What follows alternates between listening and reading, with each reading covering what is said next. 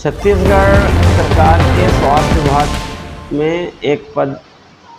स्वास्थ्य सुपरवाइज़र और एलएचबी महिला पर्यवेक्षक, स्वास्थ्य पर्यवेक्षक पुरुष के जो होते हैं उनके महत्वपूर्ण कार्य हैं। ये मान लीजिए कि ये स्वास्थ्य विभाग के मेरुदंड हैं।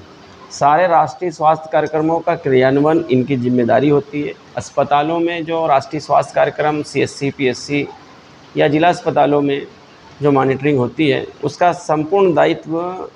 स्वास्थ्य सुपरवाइज़र पुरुष और महिला पर्यवेक्षक और एलएचबी के ऊपर होता है, राष्ट्रीय स्वास्थ्य कार्यक्रमों की मॉनिटरिंग का। और फील्ड में भी जितने राष्ट्रीय स्वास्थ्य कार्यक्रम हो रहे हैं उनकी भी मॉनिटरिंग का और उसके जो क्रियान्वयन हो रहे हैं स्वास्थ्य कार्यक्रम, उनकी संपूर्ण जिम्मेदारी इनके ऊपर होती है। चूँकि प्रदेश में इस वर्ग में पदोन्नति, ये एक पदोन्नत पद है। आरएचओ ग्रामीण मेल और फीमेल से पदोन्नत होकर स्वास्थ्य सुपरवाइज़र, एलएचबी तो एक 6 महीने की ट्रेनिंग के बाद बनती थी पहले, और उस पद को समाप्त करते हुए सरकार ने महिला पर्यवेक्षक कर दिया है। तो इन पदों पे ये पदोन्नत होके आते हैं। 5वें, 6वें और 7वें वेतनमान में स्वास्थ्य संयोजक और संयोजिका का, यानी पूर्व में इस पद का नाम एमपीडब्ल्यू मेल फीमेल था, बाद में परिवर्तित होके स्वास्थ्य संयोजक महिला और पुरुष हुआ। इसका ग्रेड पे वास्तव में 1900 था, लेकिन कुछ लड़ाइयाँ संगठन ने लड़ी तो 2200 पे पहुंचा। असल में इसका वास्तविक वेतनमान 2800 ग्रेड पे होना था, जिससे ये वास्तविक रूप से एक सम्मानजनक वेतनमान पाते हैं। और चूंकि इस पद का पदोन्नत पद स्वास्थ्य सुपरवाइज़र महिला और पुरुष का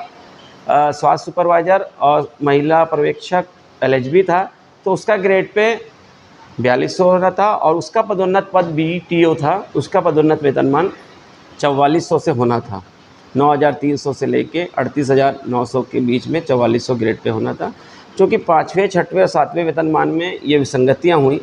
तो इस पदों के कर्मचारियों की वेतन विसंगतियाँ एक बड़ा विषय बन गया।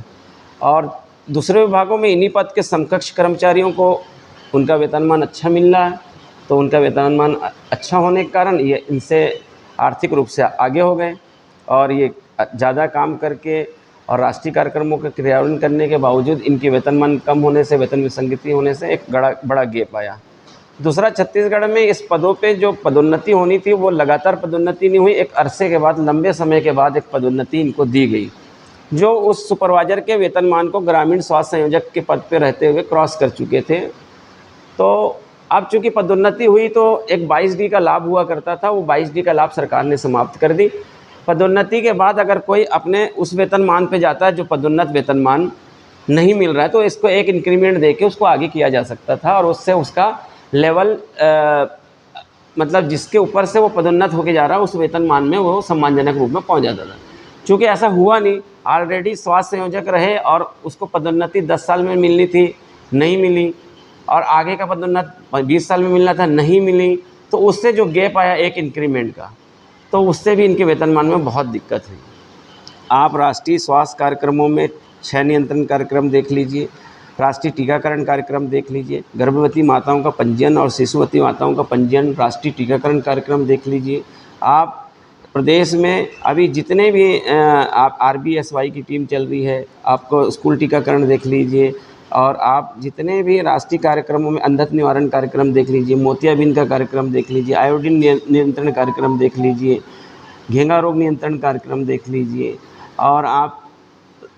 जितने भी और भी दूसरे राष्ट्रीय कार्यक्रम हैं, इन तमाम राष्ट्रीय कार्यक्रमों में इस पद की भूमिका इतनी महत्वपूर्ण है कि यह एक 8 से 10 हज़ार के जो आरएचओ मेल फीमेल जिस पे काम करते हैं, उनके 2 मेल फीमेल के ऊपर ऐसे 4-7 सेक्शन के ऊपर एक सेक्टर बनता है, जिसको सेक्टर बोलते हैं, पीएससी बोलते हैं, और उसके ऊपर ये आरएचओ मेल फीमेल के ऊपर स्वास्थ्य सुपरवाइज़र एलएचबी होते हैं। और साप्ताहिक इनका रिपोर्ट लेना, मलेरिया की, डेंगू की, फाइलेरिया की, और भी राष्ट्रीय कार्यक्रम जो संचालित हो रहे हैं, किस तरीके से महामारी नियंत्रण करना, उल्टी दस्त में कैंप लगाना, स्वास्थ्य शिविरों का आयोजन करना,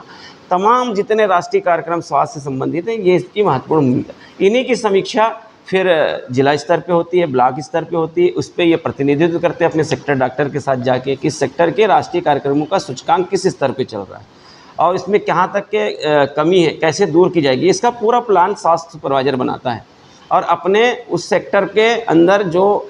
आम बोल रहे हैं आजकल में कि आयुष्मान आरोग्य मंदिर, या आप पहले उप स्वास्थ्य केंद्र बोला करते थे, उसमें एक पर्टिकुलर निर्धारित जनसंख्या पे कहाँ पे गैप आ रहा है, उस गैप को वो दूर करता था अपने स्वास्थ्य संयोजक और संयोजिका के माध्यम से मिल के, कार्य योजना मितानिन और सारे अमले के साथ मिल के। उल्टी दस्त होती थी तो वहाँ शिविर लगा के उसको नियंत्रण करने में, बाढ़ आ गई तो बाढ़ आपदा में वहाँ पे लोगों को राहत पहुँचाने में, महामारी ना फैले, उल्टी दस्त ना हो, ऐसे शिविर लगाता था। ये तमाम काम इसी के हैं और इस महत्वपूर्ण कार्य की योजना को बनाकर देख के आगे तक सारे अधिकारी इसी समीक्षा को राज्य शासन तक पहुंचाते हैं। महामारी नियंत्रण में, IHIP में जो हो रहा है, प्रतिदिन के बुखार में अगर कहीं डेंगू निकल गया, मलेरिया निकल गया, फाइलेरिया का कहीं मरीज मिल गया, फाइलेरिया के मरीजों का स्थापन करना, उनका पैरों की मलहम पट्टी धुलवाई, ये तमाम चीज़ों की एक व्यवस्थापन सिस्टम को स्वास्थ्य सुपरवाइजर करता है। इसी तरीके से कहीं माता मृत्यु हो गई, गर्भवती माता की, शिशु मृत्यु हो गई, उसका ऑडिट करना, अपने सेक्टर मेडिकल ऑफिसर के साथ जाके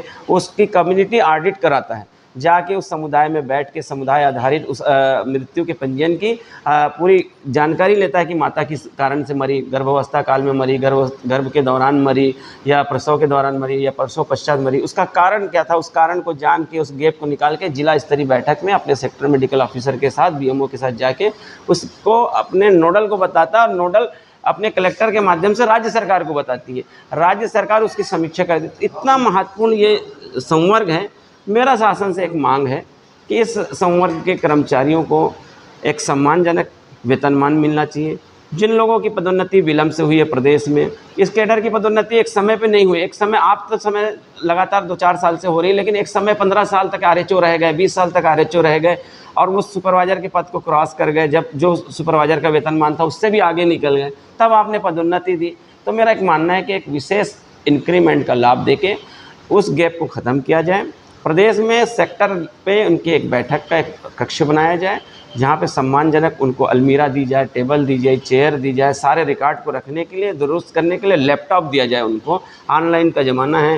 इलेक्ट्रॉनिक मीडिया का ज़माना है, इलेक्ट्रॉनिक प्लेटफॉर्म आ गए हैं, सारी चीज़ें ऑनलाइन रिकॉर्ड होती है, ऑनलाइन रिपोर्टिंग होती है। तो उसके लिए एक लैपटॉप उनको दिया जाए जिसमें सारे राष्ट्रीय कार्यक्रमों का प्रशिक्षण हो उसको लैपटॉप का,